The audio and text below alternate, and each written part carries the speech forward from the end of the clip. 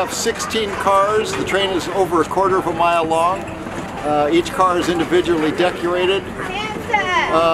We have cars that are only 60 years old, and we have cars that are over 110 years old.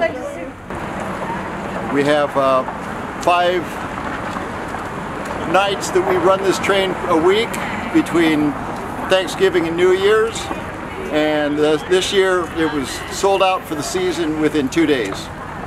This is mainly an experience for families. It's a Christmas train with a lot of decorations both in the train and outside the train.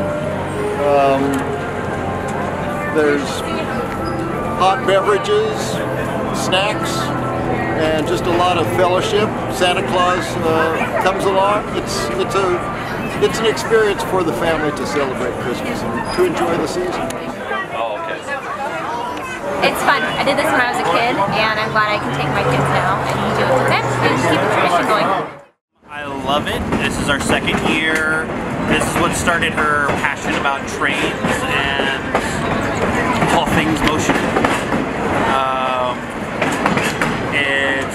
What do you like about the train?